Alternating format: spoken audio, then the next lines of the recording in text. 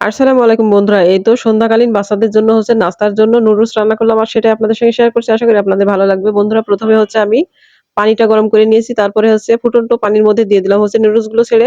তারপরে নুডলস গুলো সিদ্ধ করে ভালোভাবে নরমাল পানি দিয়ে ধুয়ে এক সাইডে রেখে দিয়েছি। আর এই যে কড়াইতে দিয়ে দিলাম ভাজার জন্য পরিমাণ মতো সয়াবিন তেল। তারপরে দিয়ে দিলাম পেঁয়াজ কুচি, তারপরে কাঁচামরিচ কুচি আর পেঁয়াজ কুচি, কাঁচামরিচ কুচি এই দুটাকে সুন্দর করে ভাজা করে নিয়ে তার মধ্যে ডিমটা দিয়ে দিলাম। ডিমটা এই যে ঝুরো করে ভাজা করে নিলাম। তারপর দিয়ে দিলাম স্বাদ মতো লবণ।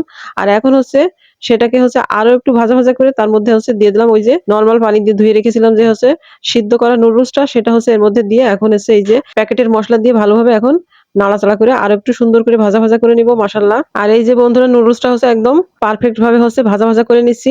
আমার বাচ্চারা একদম নুডলস ছাড়া কিছু বোঝে না নাস্তায়। ওরা নুডলস হলে খুবই পছন্দ করে। আমি আরো একটা মানে বাড়তি মসলা দিলাম একটু টেস্টের জন্য। তারপর সস দিয়েছিলাম, কিন্তু সসটা অফ ক্যামেরায় দিয়েছি। আর এই যে মাশাআল্লাহ নুডলস ভাজার একদম ফাইনাল লুক মাশাআল্লাহ। যাই হোক বন্ধুরা, নিত্য নতুন এমন ছোটখাটো রেসিপি আর ঘরোয়া রেসিপি দেখতে অবশ্যই বাংলা রান্নাঘরের সাথে সংযোগ থাকবেন। আল্লাহ হাফেজ।